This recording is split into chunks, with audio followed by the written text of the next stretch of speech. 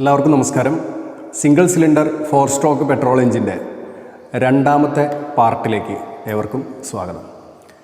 കഴിഞ്ഞ വീഡിയോയിൽ, അതായത് എഞ്ചിൻ്റെ പാർട്ട് 1 എന്ന് പറയുന്ന വീഡിയോയിൽ നമ്മൾ എഞ്ചിൻ്റെ പ്രധാനപ്പെട്ട ഭാഗങ്ങളും അതുപോലെ തന്നെ ഇതിലെ ചെറുതും വലുതുമായിട്ടുള്ള പല ഭാഗങ്ങളെക്കുറിച്ചും എക്സ്പ്ലെയിൻ ചെയ്യുകയുണ്ടായി. എന്നാൽ നമ്മൾ എല്ലാ ഭാഗങ്ങളെക്കുറിച്ചും എക്സ്പ്ലെയിൻ ചെയ്തിട്ടില്ല. അപ്പോൾ ഇന്നത്തെ വീഡിയോയിൽ ബാക്കി വരുന്ന ഭാഗങ്ങളും അതുപോലെ തന്നെ എൻജിൻ ടെർമിനോളജിയുമാണ് എക്സ്പ്ലെയിൻ ചെയ്യാൻ പോകുന്നത്. ആയതുകൊണ്ട് തന്നെ എല്ലാവരും വീഡിയോ സ്കിപ്പ് ചെയ്യാതെ മുഴുവനായിട്ട് കാണാൻ ശ്രമിക്കുക. എൻജിൻ ടെർമിനോളജിയുമായി ബന്ധപ്പെട്ട് വരുന്ന എല്ലാ ടോപ്പിക്കുകളും നിങ്ങൾക്ക് പഠിക്കാൻ ഈ വീഡിയോയിലൂടെ സഹായകമാവും. അപ്പോൾ നമുക്ക് ഇതിൻ്റെ ബാക്കി കോമ്പണൻസ് എന്തൊക്കെയാണ് എന്നുള്ളത് ഒന്ന് മനസ്സിലാക്കാം. കഴിഞ്ഞ വീഡിയോയിൽ നമ്മൾ ഏതൊക്കെ ഭാഗങ്ങളാണ് പറഞ്ഞത്? ഹെഡ്, അതുപോലെ തന്നെ ബ്ലോക്ക്, ക്രാങ്ക് കേസ്, അതുപോലെ തന്നെ ഓയിൽ സമ്പ്, അതുപോലെ പിസ്റ്റണിനകത്ത് വരുന്ന പിസ്റ്റണിന് മുകളിൽ വരുന്ന കംപ്രഷൻ റിങ്, അതുപോലെ വാൽവ് മെക്കാനിസത്തിനെ കുറിച്ച് ജനറലായിട്ട് കുറച്ച് കാര്യങ്ങളുമാണ് നമ്മൾ പറഞ്ഞത്. ഇനി നമുക്ക് പറയാനുള്ളത് ഈ പിസ്റ്റണുമായി കണക്ട് ചെയ്തിട്ടുള്ള, പിസ്റ്റണും ഈ ക്രാങ്ക് ഷാഫ്റ്റുമായി കണക്ട് ചെയ്തിട്ടുള്ള ഈ ഒരു ഭാഗം, അതായത് ഇതെന്താണ്? Connecting rod. ഈ കണക്റ്റിംഗ് റോഡ് എന്താണ് എന്നുള്ളതാണ് ഇനി നമുക്ക് പറയാനുള്ളത്. നമുക്കറിയാം, connecting rod is to convert the reciprocating motion of the piston into the rotary motion of the crank shaft. എന്താണ് ഈ പിസ്റ്റണിൻ്റെ റെസിപ്രോക്കേറ്റിംഗ് മോഷൻ? ഈ റെസിപ്രോക്കേറ്റിംഗ് മോഷൻ എന്ന് പറഞ്ഞാൽ നമ്മളെന്താ പറയുക, ഇപ്പോൾ പിസ്റ്റൺ ബോട്ടം ഡെഡ് സെൻറ്ററിലാണ് നിൽക്കുന്നത്. ഇതിപ്പോൾ ടോപ്പ് ഡെഡ് സെൻറ്ററിലേക്ക് മൂവ് ചെയ്തു, അതുപോലെ തന്നെ വീണ്ടും ബോട്ടം ഡെഡ് സെൻറ്ററിലേക്ക് മൂവ് ചെയ്തു, ടോപ്പ് ഡെഡ് സെൻറ്ററിലേക്ക്. ഇങ്ങനെ അപ്പ് ആൻഡ് ഡൗൺ മൂവ് ആവുന്നതിനെ നമ്മൾ എന്ത് പറയും? റെസിപ്രോക്കേറ്റിംഗ് മോഷൻ എന്ന് പറയും. ഈ റെസിപ്രോക്കേറ്റിംഗ് മോഷൻ നമ്മൾ ഇവിടെ നോക്കിക്കഴിഞ്ഞാൽ മനസ്സിലാവും. ഈ കണക്റ്റിംഗ് റോഡ് ഇത് റോട്ടറി മോഷനാക്കി മാറ്റിക്കൊണ്ടിരിക്കുകയാണ്. റോട്ടറി മോഷനാക്കി മാറ്റുന്നത് നമുക്ക് ഇതിലൂടെ കാണാൻ കഴിയും. കണ്ടില്ലേ? തിരിയുന്നത് കണ്ടില്ലേ?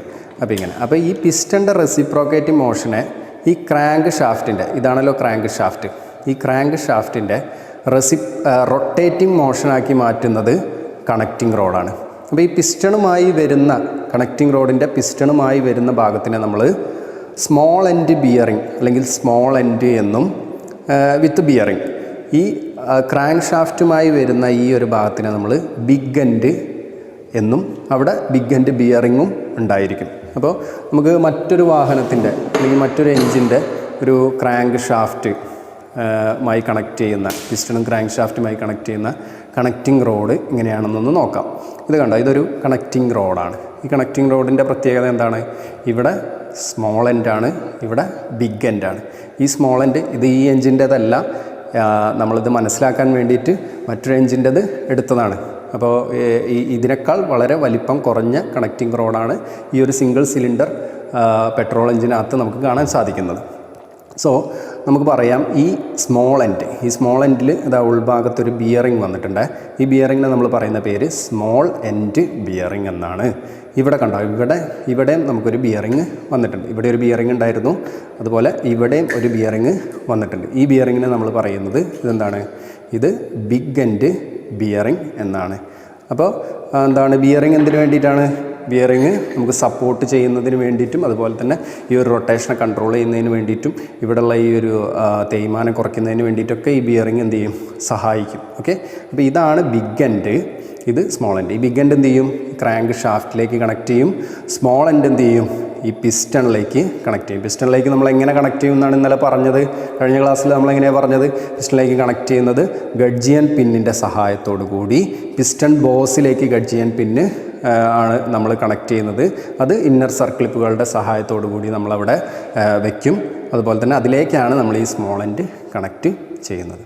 അപ്പോൾ സ്മോൾ എൻഡ് എന്ന് പറയാൻ കാരണം ഈ ഭാഗം എന്താണ്? സ്മോളാണ് അല്ലേ? ഇവിടെ എന്താണ്? ഇത് ബിഗാണ്. അതുകൊണ്ടാണ് ഇത് ബിഗ് എൻഡ് എന്ന് പറയുന്നത്. ഇത് 2 കപ്പുകളായിട്ടാണ് നമുക്ക് കാണാൻ സാധിക്കുക. ഇതൊരു ലോവർ കപ്പ്, ഇതൊരു അപ്പർ കപ്പ്. അപ്പോൾ നമുക്ക് എന്ത് ചെയ്യാൻ പറ്റും? ക്രാങ്ക് ഷാഫ്റ്റിലേക്ക് ഇതിനെ നേരെ ഇങ്ങനെ വെച്ചിട്ട് ഇതെന്ത് ചെയ്യാൻ പറ്റും? ഈ ലോവർ കപ്പ് ഇങ്ങനെ പ്രസ് ചെയ്തിട്ട് നമുക്ക് എന്ത് ചെയ്യാൻ പറ്റും? ഇത് കണക്ട് ചെയ്തിട്ട് നമുക്ക് എന്ത് ചെയ്യാൻ പറ്റും? ഇവിടെ ഒരു ബോൾട്ടിൻ്റെ നെറ്റിൻ്റെ സഹായത്തോട് കൂടിയിട്ട് ഈ ഒരു ബോൾട്ടും അതുപോലെ തന്നെ ഇവിടെ ഒരു നെറ്റ് ഇട്ട് കൊടുത്തു കഴിഞ്ഞാൽ ഇത് നന്നായിട്ട് ഇവിടെ എന്ത് ചെയ്യും, ക്രാങ്ക് ഷാഫ്റ്റിനെ നന്നായിട്ട് ഹോൾഡ് ചെയ്ത് നിൽക്കും. അപ്പോൾ ഇതിൻ്റെ ഒരു മൂവ്മെൻറ്റ് എങ്ങനെയായിരിക്കും? ഇതിൻ്റെ ഒരു മൂവ്മെൻറ്റ് എന്ന് പറയുന്നത് പിസ്റ്റൺ അപ്പ് ആൻഡ് ഡൗൺ ഇങ്ങനെ മൂവ് ചെയ്യുകയാണ്. അപ്പോൾ ആ സമയത്ത് ഇതിൻ്റെ മൂവ്മെൻറ്റ് എങ്ങനെയായിരിക്കും? ഈ രീതിയിലായിരിക്കും ക്രാങ്ക് ഷാഫ്റ്റിൻ്റെ ബിഗ് എൻഡ് മൂവ് ചെയ്യുന്നത്. അപ്പോൾ ഈ ഭാഗം, ഈ സ്മോൾ എൻഡ് എന്ന് പറയുന്ന ഭാഗം മൂവ് ചെയ്യുന്നത് എങ്ങനെയാണ് നിങ്ങൾ മനസ്സിലാക്കണം. എങ്ങനെയാണ്? റെസിപ്രോക്കേറ്റിംഗ് മൂവ്മെൻ്റ് ആണ്, അപ്പ് ആൻഡ് ഡൗൺ ആണ് മൂവ് ചെയ്യുന്നത്. പക്ഷേ ഈ ബിഗ് എൻഡ് എങ്ങനെയാണ്? റൊട്ടേറ്റിംഗ് മൂവ്മെൻ്റ് ആണ്. ഈ രീതിയിൽ ഇങ്ങനെ റൊട്ടേറ്റിംഗ് മൂവ്മെൻറ്റ് നടന്നുകൊണ്ടിരിക്കും. അപ്പോൾ നമുക്ക് എന്ത് പറയാം? പിസ്റ്റൺ വരുന്നത് ഈ ഭാഗത്താണല്ലോ. പിസ്റ്റൻ്റെ റെസിപ്രോക്കേറ്റിംഗ് മൂവ്മെൻറ്റിനെ ക്രാങ്ക് ഷാഫ്റ്റിൻ്റെ എന്താക്കി മാറ്റുന്നു? റൊട്ടേറ്റിംഗ് മൂവ്മെൻ്റ് ആക്കി മാറ്റുന്ന ഭാഗം ആരാണ്? ഈ കണക്റ്റിംഗ് റോഡാണ്. ഈ കണക്റ്റിംഗ് റോഡിൻ്റെ ഈ ഒരു പോർഷൻ എടുത്തു കഴിഞ്ഞാൽ ഇതെന്താണ്? ഇതൊരു ഐ സെക്ഷനായിട്ടാണ് കാണുന്നത്, ഒരു ഐ സെക്ഷനാണ്. അപ്പോൾ അതും കൂടെ മനസ്സിലാക്കുക. കണക്റ്റിംഗ് റോഡിൻ്റെ ഈ ഒരു പോർഷൻ എന്ന് പറയുന്നത് എന്താണ്? ഐ സെക്ഷനിലാണ് വന്നിരിക്കുന്നത്. അപ്പോൾ ഇത്രയുമാണ് കണക്റ്റിംഗ് റോഡുമായിട്ട് ബന്ധപ്പെട്ട് നമ്മൾക്ക് പറയാനുള്ളത്.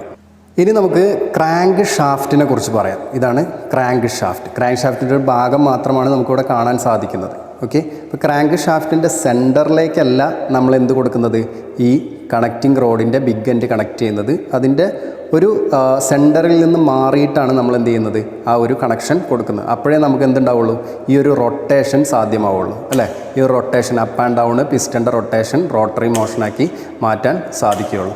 അപ്പോൾ നമ്മൾ ക്രാങ്ക് ഷാഫ്റ്റിൻ്റെ കേസിൽ നമ്മൾ മനസ്സിലാക്കേണ്ട കുറേ കാര്യങ്ങളുണ്ട്. ക്രാങ്ക് ഷാഫ്റ്റ് എന്ന് പറയുന്നത് എന്തൊക്കെ ഭാഗങ്ങൾ അടങ്ങുന്നതാണ്? അതായത് കൺസ്ട്രക്ഷൻ ഓഫ് ക്രാങ്ക് ഷാഫ്റ്റ്. അപ്പോൾ ഈ ക്രാങ്ക് ഷാഫ്റ്റിൻ്റെ കൺസ്ട്രക്ഷൻ എന്ന് പറയുന്നത് ഇങ്ങനെയാണ്: മെയിൻ ജേണൽസ്, അതുപോലെ ക്രാങ്ക് പിന്ന്, അതുപോലെ ക്രാങ്ക് വെബ്, അതുപോലെ കൗണ്ടർ വെയ്റ്റ്, അതുപോലെ തന്നെ ഓയിൽ ഹോൾസ്. ഇത്രയും ക്രാങ്ക് ഷാഫ്റ്റുമായി ബന്ധപ്പെട്ട് വരുന്ന ഭാഗങ്ങളാണ്. ഏതൊക്കെയാണ്? Main journals.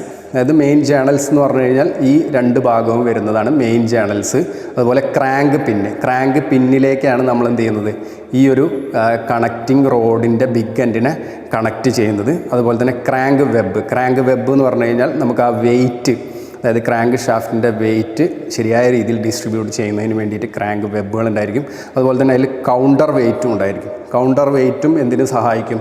ശരിയായ ഫ്ലക്ച്വേഷൻ ഇല്ലാത്ത രീതിയിലുള്ളൊരു റൊട്ടേഷന് സഹായിക്കും. അതുപോലെ ഓയിൽ ഹോൾസ് എന്ന് പറയുന്നത് നമുക്കറിയാം, ലൂബ്രിക്കേഷൻ സിസ്റ്റവുമായി ബന്ധപ്പെട്ട് ഈ ജേണൽസിലേക്കും അതുപോലെ തന്നെ ഇവിടെയുള്ള ബിയറിങ്ങുകളിലേക്കൊക്കെ ആ ഓയിലിൻ്റെ ഒരു പ്രസൻസ് ഉണ്ടാവുന്നതിന് വേണ്ടിയിട്ടാണ് നമ്മൾ ഓയിൽ ഹോൾസ് ഇവിടെ പ്രൊവൈഡ് ചെയ്യുന്നത്. അപ്പോൾ ഇത്രയുമാണ് ക്രാങ്ക് ഷാഫ്റ്റിൻ്റെ ഒരു കോമ്പണൻസ് അല്ലെങ്കിൽ മേജർ പാർട്സ് എന്ന് നമുക്ക് പറയാൻ സാധിക്കുന്നത്. ഒരു 4 സ്ട്രോക്ക് 4 സിലിണ്ടർ എഞ്ചിനൊക്കെ ആണെങ്കിൽ നമുക്ക് വലിയ ക്രാങ്ക് ഷാഫ്റ്റ് ആയിരിക്കും ആ എഞ്ചിനകത്ത് കാണാൻ സാധിക്കുന്നത്. ഇവിടെ ഒരു സിംഗിൾ സിലിണ്ടർ എഞ്ചിൻ ആയതുകൊണ്ട് തന്നെ ചെറിയൊരു ക്രാങ്ക് ഷാഫ്റ്റും അതിനോടനുബന്ധ ഘടകങ്ങളുമാണ് നമുക്കിവിടെ കാണാൻ സാധിക്കുന്നത്. The crank shaft assembly includes the crank shaft and bearings. ഇപ്പോൾ ക്രാങ്ക് ഷാഫ്റ്റ് ഉണ്ടായിരിക്കും, അതുപോലെ തന്നെ രണ്ട് ഭാഗത്തും ബിയറിങ്സ് ഉണ്ടായിരിക്കും. അതുപോലെ തന്നെ ഫ്ലൈ വീല്. ഇപ്പോൾ ഇവിടെ നമുക്ക് ഫ്ലൈ വീല് ഈ പുറകു ഭാഗത്ത് ഈ ബാക്കിലാണ് നമുക്ക് കാണാൻ സാധിക്കുന്നത്. ഈ ഒരു റിയർ പോർഷനിൽ നമുക്ക് ഫ്ലൈ വീല് കാണാം. ഈ ഒരു ഫ്ലൈ വീല് എന്ന് പറയുന്നത് മാഗ്നറ്റോ ഇഗ്നീഷൻ സിസ്റ്റവും കൂടി അടക്കം വരുന്ന ഒരു ഫ്ലൈ വീലാണ്. നമുക്കറിയാം നമ്മളുടെ 2 വീലേഴ്സിലൊക്കെ നമ്മൾ സാധാരണ ഉപയോഗിക്കുന്നത് മാഗ്നറ്റോ ഇഗ്നീഷൻ സിസ്റ്റമാണ്. അതായത് ഇഗ്നീഷൻ സിസ്റ്റം, അതായത് സ്പാർക്ക് പ്ലഗിൽ സ്പാർക്ക് പ്രൊഡ്യൂസ് ചെയ്ത് കംപ്രഷൻ സ്ട്രോക്കിൻ്റെ എൻഡിൽ നമ്മൾ പവർ ഉൽപ്പാദിപ്പിച്ച് നമ്മൾ എന്ത് ചെയ്യുന്നു? എൻജിൻ പ്രവർത്തന സജ്ജമാക്കുന്നു.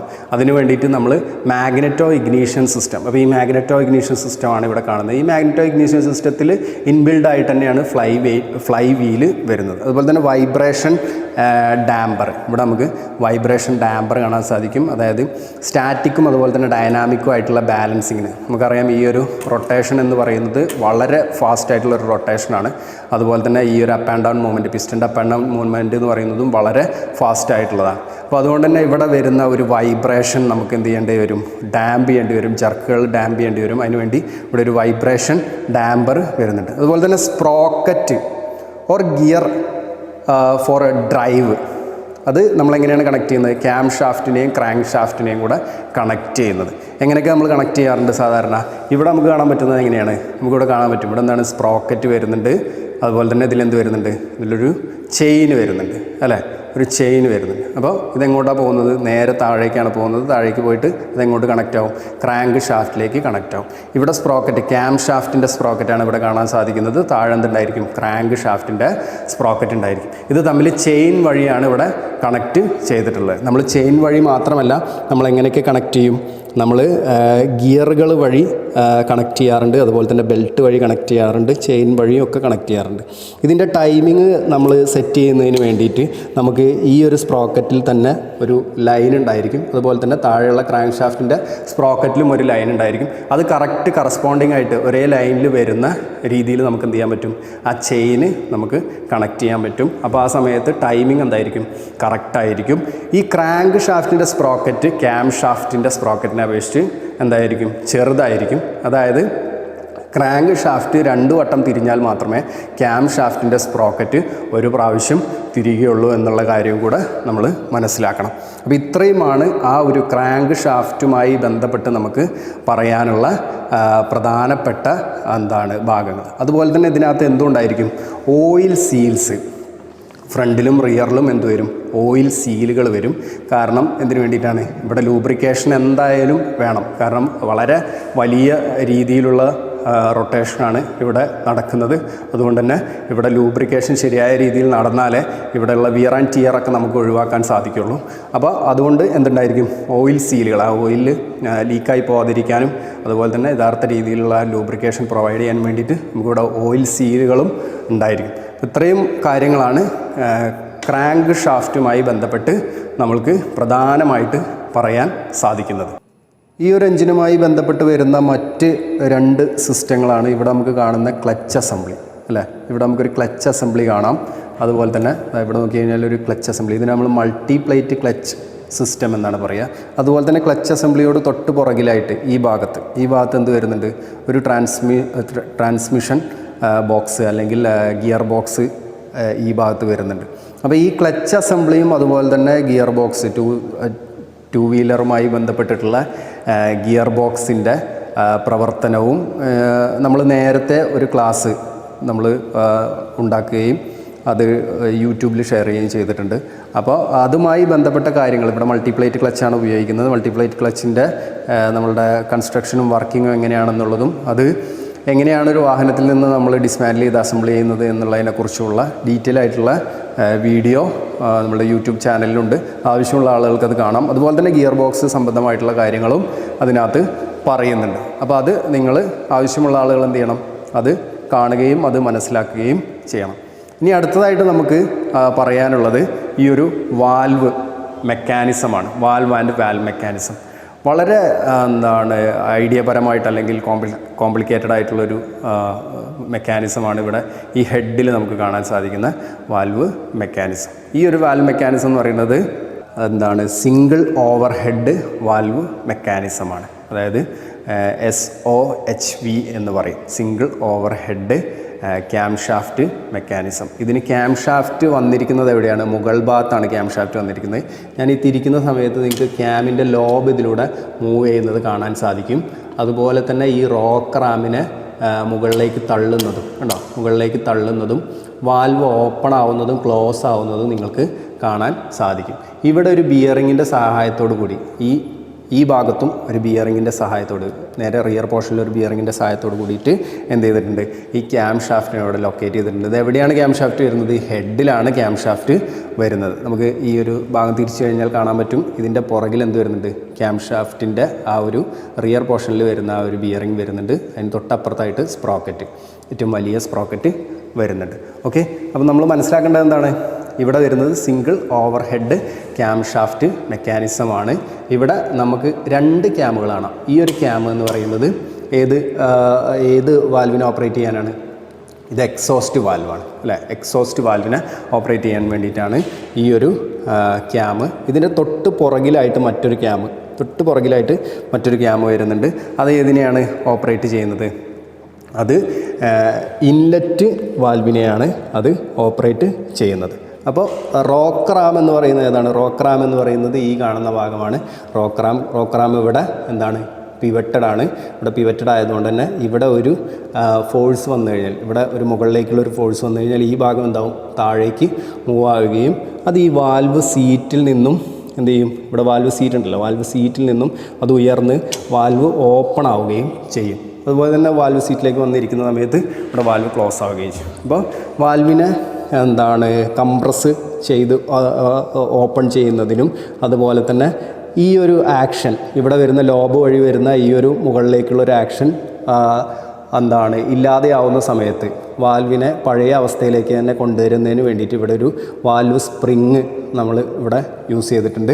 ആ സ്പ്രിങ്ങിനെ നമ്മളിവിടെ ഒരു ലോക്ക് ഉപയോഗിച്ച് ലോക്ക് ചെയ്തിട്ടുണ്ട്. ഈ വാൽവ് സ്പ്രിങ് കംപ്രസർ എന്ന് പറയുന്ന ടൂൾ ഉപയോഗിച്ചിട്ട് നമുക്ക് ഇതിനെ കംപ്രസ് ചെയ്തിട്ട് നമുക്ക് എന്ത് ചെയ്യാൻ പറ്റും, നമുക്ക് ഈ വാൽവ് സ്പ്രിങ്ങിനെ പുറത്തേക്ക് എടുക്കാനും വാൽവ് അസംബ്ലിയെ പുറത്തേക്ക് എടുക്കാനൊക്കെ നമുക്ക് സാധിക്കും.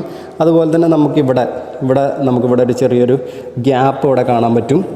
അതാണ് നമ്മൾ എന്ത് ചെയ്യുന്നത്, വാൽവ് അഡ്ജസ്റ്റ്മെൻറ്റ്, വാൽവ് ക്ലിയറൻസ് എന്ന് പറയുന്ന ആ ഒരു ഗ്യാപ്പ് ഇവിടെയാണ് വരുന്നത്. അത് നമ്മൾ ചെക്ക് ചെയ്യുന്നത് ഫീലർ ഗേജ് ഉപയോഗിച്ചിട്ടാണ്.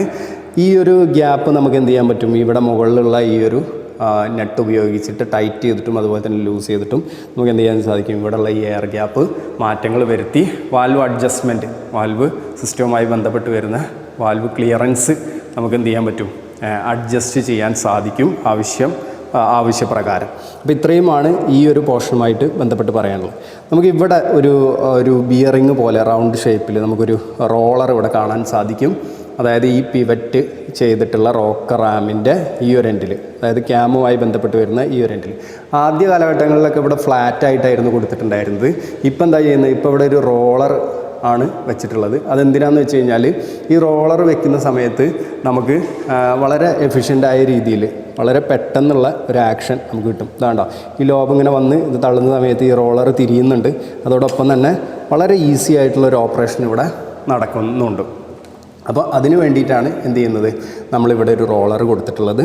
അതുപോലെ തന്നെ നമുക്ക് ഈ ക്യാം വരുന്ന ഷാഫ്റ്റിനെയാണ് നമ്മൾ എന്ത് പറയുന്നത്, ക്യാം ഷാഫ്റ്റ് എന്ന് പറയുന്നത്. ക്യാമുകളോട് കൂടിയ ഷാഫ്റ്റിനെയാണ് നമ്മൾ ക്യാം ഷാഫ്റ്റ് എന്ന് പറയുന്നത്. ക്യാം ഷാഫ്റ്റ് ക്രാങ്ക് ഷാഫ്റ്റുമായിട്ട് ചെയിൻ വഴിയാണ് കണക്ട് ചെയ്തിരിക്കുന്നത് എന്നൊക്കെ നമ്മൾ പറഞ്ഞു. അതുകൊണ്ട് തന്നെ നമുക്ക് കറക്റ്റ് പവർ സ്ട്രോക്കിൻ്റെ സമയത്ത് അതേപോലെ നമ്മൾ രണ്ട് വാൽവുകളും ക്ലോസായി നിൽക്കും. അതുപോലെ സക്ഷൻ സ്ട്രോക്കിൽ ഇൻലെറ്റ് വാൽവ് മാത്രം ഓപ്പൺ ആവുകയും എക്സോസ്റ്റ് വാൽവ് ക്ലോസായി നിൽക്കുകയും ചെയ്യും.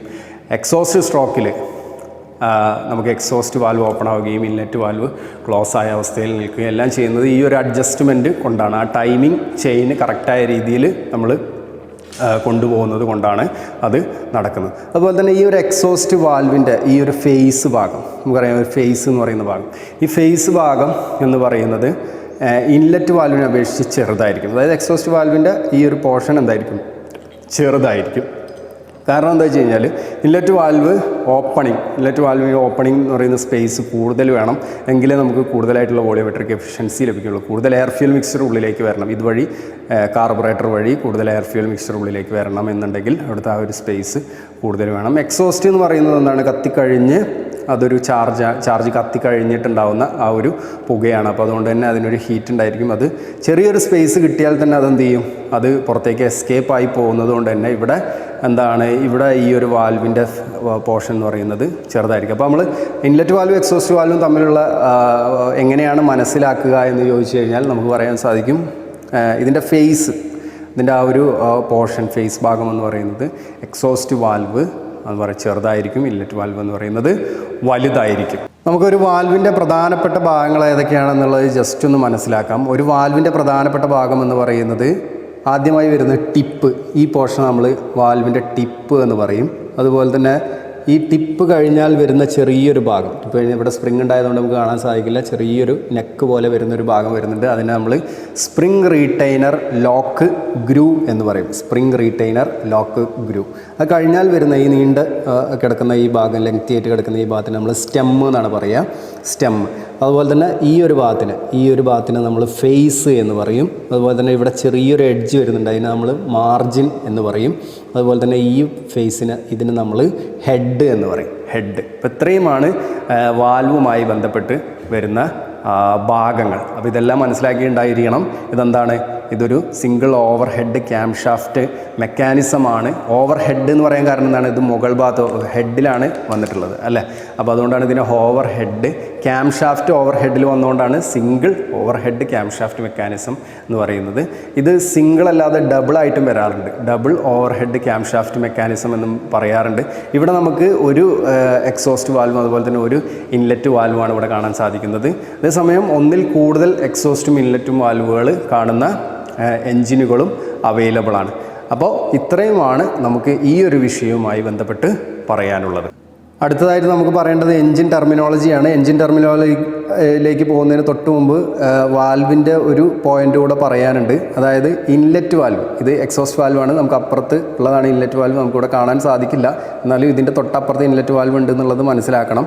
ഇൻലെറ്റ് വാൽവിൻ്റെ ഫേസ് ആംഗിൾ എത്രയാണെന്നുള്ളത്, അതുപോലെ തന്നെ എക്സോസ്റ്റ് വാൽവിൻ്റെയും ഈ എക്സോസ്റ്റ് വാൽവിൻ്റെ ഫേസ് ആംഗിൾ എത്രയാണെന്നുള്ളതും നമ്മളൊന്ന് മനസ്സിലാക്കിയിട്ടുണ്ടാവണം. എന്താണ് the inlet valve phase angle be kept 30 degree or 45 degree. ഇൻലെറ്റിൻ്റെ കേസിൽ ഇൻലെറ്റ് ഒന്നെങ്കിൽ 30 ഡിഗ്രി അല്ലെങ്കിൽ 45 ഡിഗ്രി.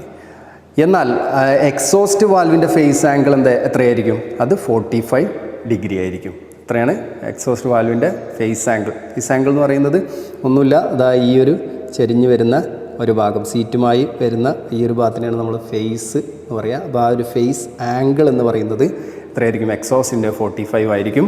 ഇൻലെറ്റിൻ്റെത് അത് 30 ഡിഗ്രിയോ അല്ലെങ്കിൽ 45 ഡിഗ്രിയോ ആവാം. അടുത്തതായിട്ട് നമ്മൾ പറയാൻ പോകുന്നത് വളരെ ഇമ്പോർട്ടൻ്റ് ആയിട്ടുള്ള ഒരു ടോപ്പിക്കാണ്. അതായത് ബേസിക് എൻജിൻ ടെർമിനോളജി. പറയാം, ബേസിക് എൻജിൻ ടെർമിനോളജി നമ്മൾ 100% വ്യക്തമായി മനസ്സിലാക്കിയിട്ടുണ്ടാവണം. എങ്കിൽ മാത്രമേ നമുക്ക് എൻജിൻ്റെ മറ്റു കാര്യങ്ങളെല്ലാം മനസ്സിലാക്കാൻ സാധിക്കുകയുള്ളൂ. അപ്പോൾ ബേസിക് എൻജിൻ ടെർമിനോളജി എന്ന് പറയുമ്പോൾ അതിൽ നമ്മൾ പഠിക്കേണ്ട കുറച്ച് കോമൺ ആയിട്ടുള്ള കാര്യങ്ങളുണ്ട്. അപ്പോൾ അതെന്തൊക്കെയാണെന്നുള്ളത് ജസ്റ്റ് ആദ്യം ഒന്ന് പറയാം. അതായത് ഒന്നാമത്തത് ടോപ്പ് ഡെഡ് സെൻറ്റർ TDC, അതുപോലെ തന്നെ രണ്ടാമത്തത് BDC ബോട്ടം ഡെഡ് സെൻറ്റർ, മൂന്നാമത്തത് ബോറ് എന്താണ്, അതുപോലെ തന്നെ 4 സ്ട്രോക്ക് എന്താണ്, സ്ട്രോക്ക്, അതുപോലെ ക്ലിയറൻസ് വോളിയം എന്താണ്, അതുപോലെ തന്നെ പിസ്റ്റൻ്റെ ഡിസ്പ്ലേസ്മെൻറ്റ് എന്ന് പറയുന്നത് എന്താണ്, അതുപോലെ എൻജിൻ കപ്പാസിറ്റി എന്താണ്, അതുപോലെ കംപ്രഷൻ റേഷ്യോ എന്ന് പറയുന്നത് എന്താണ്, അതുപോലെ മീൻ എഫക്റ്റീവ് പ്രഷർ, അതുപോലെ പവർ എന്താണ്, അതുപോലെ ഇൻഡിക്കേറ്റഡ് പവറിൽ തന്നെ ഇൻഡിക്കേറ്റഡ് പവർ എന്ന് പറയുന്നത് എന്താണ്, അതുപോലെ ബ്രേക്ക് പവർ എന്ന് പറയുന്നത് എന്താണ്, ഫ്രിക്ഷണൽ പവർ എന്ന് പറയുന്നത് എന്താണ്, അതുപോലെ എൻജിൻ ടോർക്ക് എന്ന് പറയുന്നത് എന്താണ്. ഇതൊക്കെയാണ് ഒരു എൻജിൻ ടെർമിനോളജിയുമായി ബന്ധപ്പെട്ട് നമ്മൾക്ക് പഠിക്കേണ്ടതായിട്ടുള്ള കാര്യങ്ങൾ. ആദ്യമായിട്ട് നമുക്ക് നോക്കാം ടോപ്പ് ഡെഡ് സെൻറ്റർ എന്താണെന്നുള്ളത്. ഒന്നുമില്ല, ടോപ്പ് ഡെഡ് സെൻറ്റർ എന്ന് പറയുന്നത് ഇതാണ്. പിസ്റ്റണ് ഈ സിലിണ്ടറിനകത്ത് എത്താൻ കഴിയുന്ന ഏറ്റവും ടോപ്പ് മോസ്റ്റ് പൊസിഷന്, അതിനെയാണ് നമ്മൾ ടോപ്പ് ഡെഡ് സെൻറ്റർ എന്ന് പറയുക. അപ്പോൾ ടോപ്പ് ഡെഡ് സെൻറ്റർ എന്നുള്ളത് നമുക്ക് എങ്ങനെ പറയാൻ പറ്റും? The position of the crank shaft when the piston is in its top most position, അതായത് the position closest to the cylinder head, അതായത് ഈ സിലിണ്ടർ ഹെഡിൻ്റെ ഏറ്റവും ക്ലോസ് ആയിട്ട് നിൽക്കുന്ന ആ ഒരു ടോപ്പ് മോസ്റ്റ് പൊസിഷനിൽ നിൽക്കുന്ന ആ ഒരു അവസ്ഥയെ നമുക്ക് ടോപ്പ് ഡെഡ് സെൻറ്റർ എന്ന് പറയാൻ പറ്റും. ഇനി നമുക്ക് ബോട്ടം ഡെഡ് സെൻറ്റർ എന്താണെന്ന് നോക്കാം. ബോട്ടം ഡെഡ് സെൻറ്റർ എന്ന് പറയുന്നത് ഒന്നുമില്ല, പിസ്റ്റൺ സിലിണ്ടറിനകത്ത് എന്താണ് ഏറ്റവും ബോട്ടത്തിൽ പോയി നിൽക്കുന്ന ആ ഒരു പോയിന്റിന് നമുക്ക് ബോട്ടം ഡെഡ് സെൻറ്റർ എന്ന് പറയാം. അതെങ്ങനെ പറയാം? The position of the crank shaft when the piston is in it's lowest position, അതായത് പിസ്റ്റൺ ഏറ്റവും ലോവസ്റ്റിൽ പോയി നിൽക്കുന്ന അവസ്ഥ, അല്ലെങ്കിൽ the position farthest from the cylinder head, അതായത് സിലിണ്ടർ ഹെഡിൽ നിന്നും ഏറ്റവും അകന്ന് നിൽക്കുന്ന അവസ്ഥ, അല്ലെങ്കിൽ ആ പൊസിഷനെ നമുക്ക് എന്ത് പറയാം? ബോട്ടം ഡെഡ് സെൻറ്റർ എന്ന് പറയാം.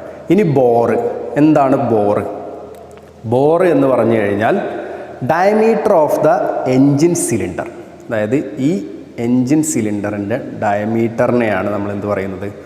ബോറ് എന്ന് പറയുന്നത്, അല്ലെങ്കിൽ inner diameter of the engine സിലിണ്ടറിനെ നമുക്ക് ബോറ് എന്ന് പറയാം. ഇനി സ്ട്രോക്ക് എന്താണ്? സ്ട്രോക്ക് പറയുന്നത് distance travelled by the piston in moving from TDC to BDC is called stroke. എന്താണ്? പിസ്റ്റൻ്റെ TDCയിൽ നിന്നും BDCയിലേക്കുള്ള ഒരു മൂവ്മെൻറ്റിനെയോ അല്ലെങ്കിൽ ബി ഡി സിയിൽ നിന്ന് ടി ഡി സിയിലേക്കുള്ള ഒരു മൂവ്മെൻറ്റിനെയോ നമുക്ക് എന്ത് പറയാം? സ്ട്രോക്ക് എന്ന് പറയാം. സ്ട്രോക്ക് നമ്മൾ പറയുന്നത് ക്യാപിറ്റൽ എൽ എന്ന് പറയുന്ന ആ ഒരു ലെറ്റർ ഉപയോഗിച്ചിട്ടാണ്. അതുപോലെ തന്നെ അതൊരു ലെങ്ത്താണ് അല്ലേ? അതൊരു ലെങ്ത്താണ്. അത് നമുക്ക് MM-ലൊക്കെ പറയാം. അത് ഒരു ലെങ്ത്തായിട്ട് നമുക്ക് കൺസിഡർ ചെയ്യാം. ഇതാ ഈ ടോപ്പ് ഡെഡ് സെൻറ്ററിൽ നിന്ന് ഒന്നെങ്കിൽ ബോട്ടം ഡെഡ് സെൻറ്ററിലേക്കുള്ള ഈ മൂവ്മെൻറ്റിന് നമുക്കൊരു സ്ട്രോക്ക് എന്ന് പറയാം. അല്ലെങ്കിൽ ബോട്ടം ഡെഡ് സെൻറ്ററിൽ നിന്ന് ടോപ്പിലേക്കുള്ള ഈ ഒരു മൂവ്മെൻറ്റിന് നമുക്ക് ഒരു സ്ട്രോക്ക് എന്ന് പറയാം. അപ്പോൾ ഒരു 4 സ്ട്രോക്ക് എൻജിനിൽ എത്ര സ്ട്രോക്കുകൾ കഴിയുമ്പോഴാണ് ഒരു പവർ ഉണ്ടാവുന്നത്? അല്ലെങ്കിൽ എത്ര സ്ട്രോക്കുകളിലാണ് ഒരു പവർ ഉണ്ടാവുന്നത്? 4 സ്ട്രോക്കുകളിൽ അല്ലേ? ഇതവിടെ സക്ഷൻ, ഇവിടെ ഇത് സംഭവിച്ചു, ഇവിടെ സക്ഷൻ സംഭവിക്കുന്നു. അതുപോലെ തന്നെ അടുത്തത് എന്താണ്? കംപ്രഷൻ സംഭവിക്കുന്നു. കംപ്രഷൻ സംഭവിച്ചാൽ പിന്നെ പവർ സംഭവിക്കുന്നു, പിന്നെ എക്സോസ്റ്റ് സംഭവിക്കുന്നു. അങ്ങനെ 4 സ്ട്രോക്കുകളിൽ എന്ത് വരും? ഒരു പവർ പ്രൊഡ്യൂസ് ആവും. അല്ലെങ്കിൽ ക്രാങ്ക് ഷാഫ്റ്റിൻ്റെ 2 റൊട്ടേഷനിൽ 4 സ്ട്രോക്കുകൾ നടക്കും, ഒരു പവർ പ്രൊഡ്യൂസ് ആവും. ഇതൊക്കെയാണ് നമ്മൾ 4 സ്ട്രോക്ക് എഞ്ചിനുമായി ബന്ധപ്പെട്ട് വളരെ പ്രധാനമായിട്ട് നമ്മൾ മനസ്സിലാക്കേണ്ട ചില ഫാക്റ്റുകൾ. ഇനി അടുത്തതായിട്ട് നമുക്ക് പറയാനുള്ളത് ക്ലിയറൻസ് വോളിയം എന്താണെന്നുള്ളത്. ക്ലിയറൻസ് വോളിയം ആ പേരിൽ തന്നെ വരുന്നുണ്ട്. എന്താണ്? അതൊരു വോളിയമാണ് അല്ലേ? അതൊരു വോളിയമാണ്. അപ്പോൾ ഈ ക്ലിയറൻസ് വോളിയം എന്ന് പറയുന്നത് എന്താണ്? The volume of cylinder above the piston when it is in the TDC position. അതായത് എന്താ പറയുന്നത്?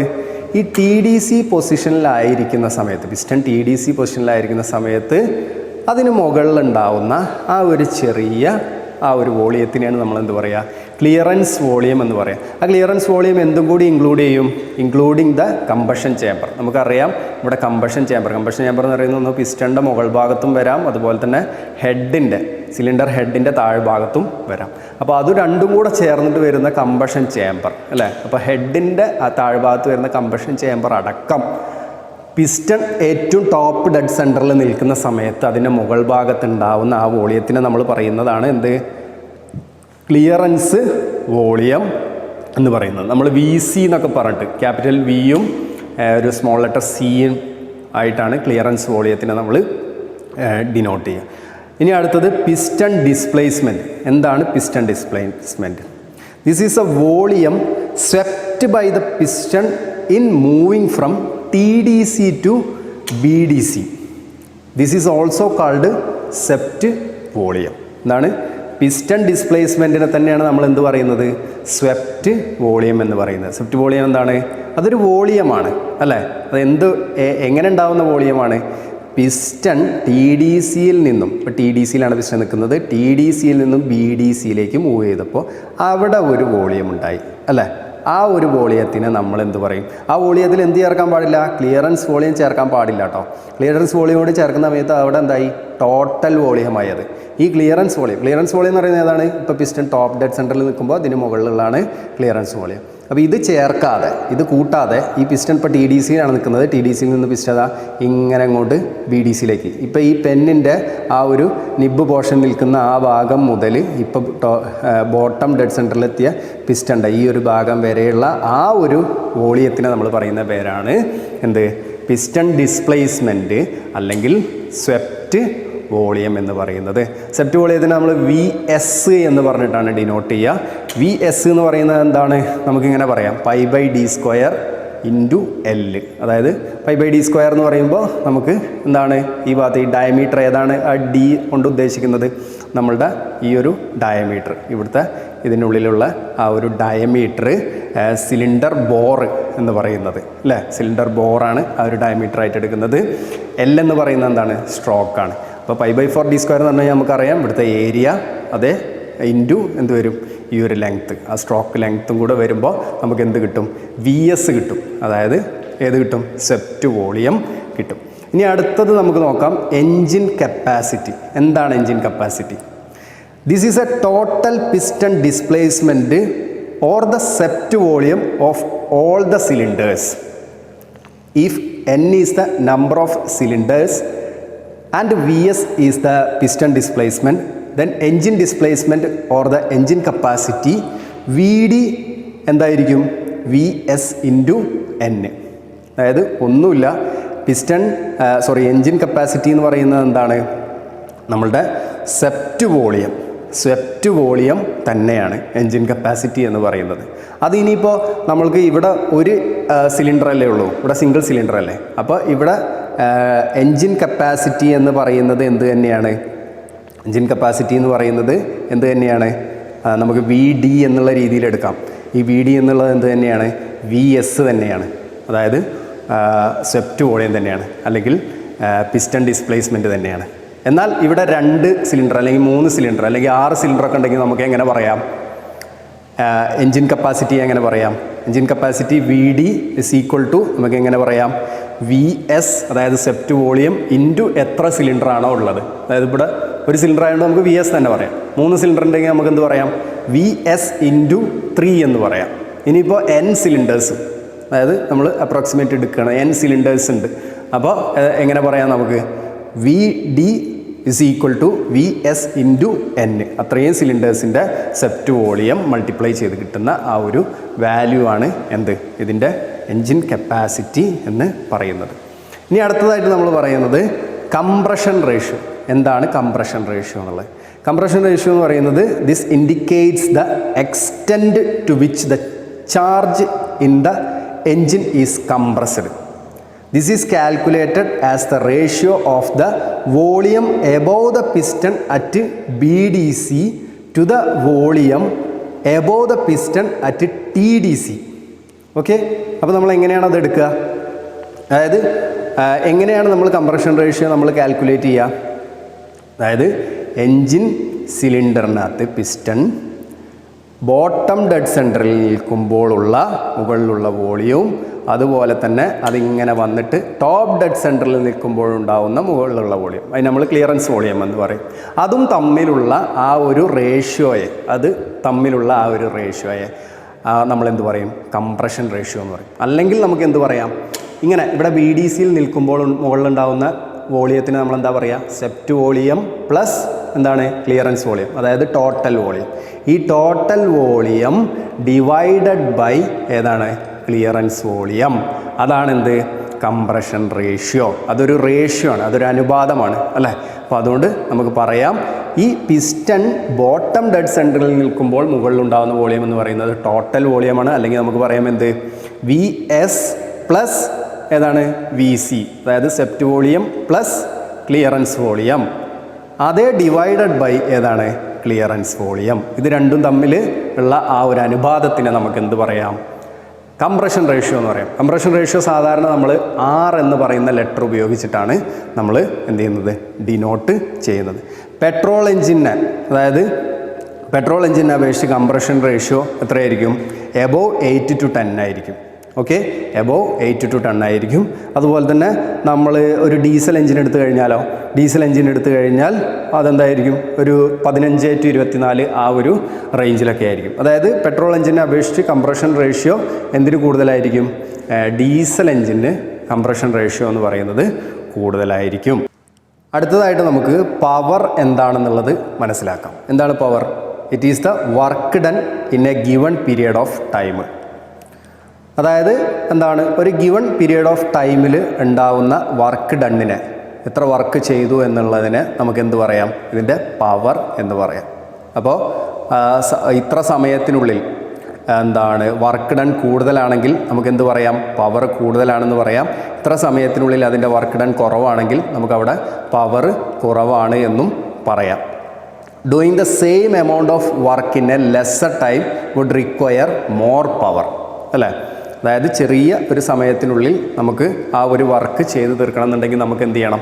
കൂടുതൽ പവർ ആവശ്യമാണ്. അപ്പോൾ പവർ നമ്മൾ സാധാരണ ഏത് യൂണിറ്റിലാണ് നമ്മൾ പറയുന്നത്? കിലോ വാട്ടിലാണ് നമ്മൾ പവർ പറയുന്നത്. എഞ്ചിൻ്റെ കേസിലും നമ്മൾ അങ്ങനെ തന്നെയാണ് പറയുന്നത്. അപ്പോൾ അതാണ് പവറുമായി ബന്ധപ്പെട്ട് പറയാനുള്ളത്. അടുത്ത് നമുക്ക് ഇൻഡിക്കേറ്റഡ് പവർ. ഇൻഡിക്കേറ്റഡ് പവർ എന്താണെന്നുള്ളത് ഒന്ന് നോക്കാം. ഇൻഡിക്കേറ്റഡ് പവർ എന്ന് പറയുന്നത് ഒന്നുമില്ല, the power developed within the engine cylinders is called indicated power. അതായത് ഈ എൻജിൻ സിലിണ്ടറിനകത്ത് ഉണ്ടാകുന്ന ആ ഒരു പവറിനെ നമ്മൾ പറയുന്നതാണ് ഇൻഡിക്കേറ്റഡ് പവർ, അല്ലെങ്കിൽ IP എന്ന് പറയും. അതും നമ്മൾ കിലോ വാട്ടിൽ തന്നെയാണ് പറയുക. This is calculated from the area of the engine indicator diagram. അതായത് എങ്ങനെയാണ് നമ്മൾ കാൽക്കുലേറ്റ് ചെയ്യുന്നത്? എൻജിൻ ഇൻഡിക്കേറ്റർ ഡയഗ്രാം ഉപയോഗിച്ചിട്ടാണ് നമ്മൾ എന്ത് ചെയ്യുക, ഈ ഒരു ഇൻഡിക്കേറ്റഡ് പവർ നമ്മൾ കാൽക്കുലേറ്റ് ചെയ്യുക. അപ്പോൾ നമ്മൾ മനസ്സിലാക്കേണ്ടത് എന്തൊക്കെ കാര്യങ്ങളാണ്? എൻജിൻ സിലിണ്ടറിനകത്ത്, ഇൻസൈഡ് ദ സിലിണ്ടർ അല്ലേ, അതിനകത്തുണ്ടാവുന്ന ആ ഒരു പവറിനെയാണ് നമ്മൾ എന്ത് പറയുക, എന്താണ് ഇൻഡിക്കേറ്റഡ് പവർ എന്ന് പറയുക. അത് കാൽക്കുലേറ്റ് ചെയ്യുന്നത് എങ്ങനെയാണ്? എൻജിൻ ഇൻഡിക്കേറ്റഡ് ഡയഗ്രാം ഉപയോഗിച്ച്, അതിൻ്റെ ഏരിയ ഉപയോഗിച്ചിട്ടാണ് നമ്മളത് കാൽക്കുലേറ്റ് ചെയ്യുക. അതുപോലെ തന്നെ അത് കിലോ വാട്ടിലാണ് നമ്മൾ എന്ത് ചെയ്യുക, അത് നമ്മൾ എക്സ്പ്രസ് ചെയ്യുക. ഓക്കെ. അതുപോലെ ബ്രേക്ക് പവർ. എന്താണ് ബ്രേക്ക് പവർ? ബ്രേക്ക് പവർ എന്ന് പറയുന്നത് നമുക്ക് ക്രാങ്ക് ഷാഫ്റ്റിൽ കിട്ടുന്ന പവർ. അതായത് this is the actual power delivered at the crank shaft. അതായത് ക്രാങ്ക് ഷാഫ്റ്റിലേക്ക് ഡെലിവറി ചെയ്യുന്ന ആക്ച്വൽ പവറിനെയാണ് നമ്മൾ എന്ത് പറയുക, എന്താണ് ബ്രേക്ക് പവർ എന്ന് പറയുക. ഇത് നമ്മളെങ്ങനെ തന്നെയാണ് എക്സ്പ്രസ് ചെയ്യുക, കിലോ വാട്ടിൽ തന്നെയാണ് നമ്മൾ എക്സ്പ്രസ് ചെയ്യുക. അപ്പോൾ ഇനി നമുക്ക് പറയാനുള്ളൊരു പവർ എന്ന് പറയുന്നത് ബ്രേക്ക് പവർ, ഫ്രിക്ഷൻ പവർ. എന്താണ് ഫ്രിക്ഷൻ പവർ? ഫ്രിക്ഷൻ പവർ എന്ന് പറയുന്നത് നമുക്കറിയാം, എൻജിൻ സിലിണ്ടറിനകത്ത് പിസ്റ്റൺ എന്ന് പറയുന്നത് അപ്പ് ആൻഡ് ഡൗൺ മൂവ് ചെയ്യാണ് അല്ലേ. സ്വാഭാവികമായിട്ടും ഇവിടെ ഫ്രിക്ഷൻ ഉണ്ടാവും ഒരുപാട്. ഇവിടെ മാത്രമല്ല, പല ഭാഗങ്ങളിലും ഫ്രിക്ഷൻ ഉണ്ടായിരിക്കും. അതിനാവശ്യമായിട്ടുള്ള ബിയറിങ്ങുകളും ലൂബ്രിക്കേഷനും എല്ലാം നമ്മൾ കൊടുക്കുന്നുണ്ട്. എങ്കിലും ഫ്രിക്ഷൻ്റെ ഒരു പ്രസൻസ് ഇതിനകത്ത് ഉണ്ടായിരിക്കും. ഫ്രിക്ഷൻ വഴി നമുക്ക് എന്ത് സംഭവിക്കുന്നുണ്ട്?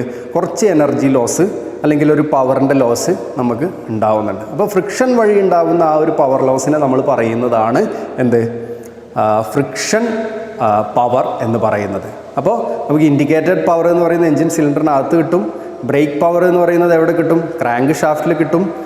അതുപോലെ ഫ്രിക്ഷൻ പവർ എന്ന് പറയുന്നത് നമുക്ക് എന്താണ്, ലോസ് ആവുന്ന പവറാണ്. അപ്പോൾ നമുക്ക് ഈ ക്രാങ്ക് ഷാഫ്റ്റിൽ കിട്ടുന്ന ബ്രേക്ക് പവറിനെ നമുക്ക് എങ്ങനെ കണ്ടുപിടിക്കാൻ സാധിക്കും? ഇൻഡിക്കേറ്റഡ് പവറിൽ നിന്നും ഫ്രിക്ഷൻ പവർ കുറച്ച് കഴിഞ്ഞാൽ നമുക്ക് കിട്ടുന്ന, അവസാനമായിട്ട് നമുക്ക് കിട്ടുന്ന ആ ഒരു പവറാണ് എന്ത്, ബ്രേക്ക് പവർ അല്ലെങ്കിൽ BP എന്ന് പറയുന്നത്. അപ്പോൾ ഇൻഡിക്കേറ്റഡ് പവർ എന്താണെന്നുള്ളതും ബ്രേക്ക് പവർ എന്താണെന്നുള്ളതും അതുപോലെ തന്നെ ഫ്രിക്ഷൻ പവർ എന്താണെന്നുള്ളതും പവർ എന്താണെന്നുള്ളതും നമ്മൾ മനസ്സിലാക്കിയിട്ടുണ്ടായിരിക്കണം. ഓക്കെ. അടുത്തതായിട്ട് നമുക്ക് പറയാനുള്ള ടോപ്പിക് എന്ന് പറയുന്നത് എൻജിൻ ടോർക്ക്. എന്താണ് ടോർക്ക്? ഈ ടോർക്കും സ്പീഡും തമ്മിലുള്ള ഒരു കൺഫ്യൂഷൻ എപ്പോഴും ഉണ്ടാവുന്നതാണ്.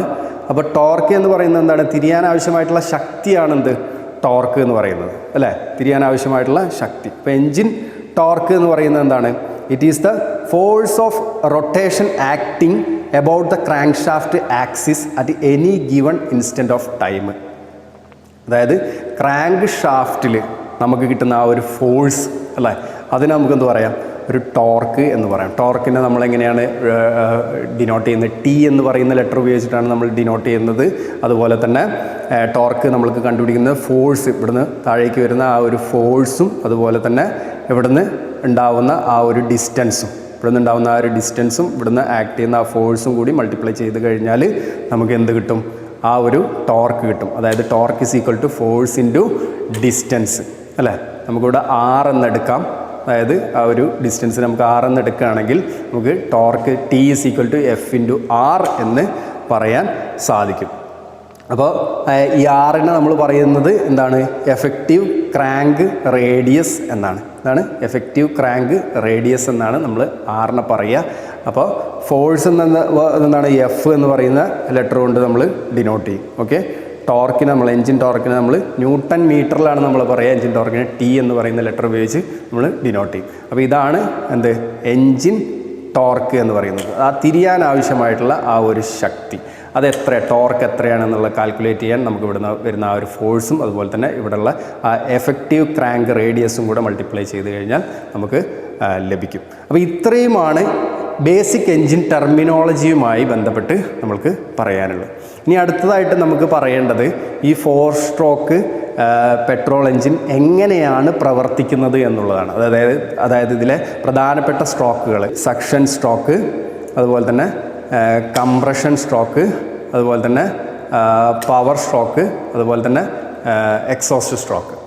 അങ്ങനെ 4 സ്ട്രോക്കുകൾ അല്ലേ, 4 സ്ട്രോക്കുകൾ ഇതിനകത്ത് വരുന്നുണ്ട്. ഏതൊക്കെയാണ്?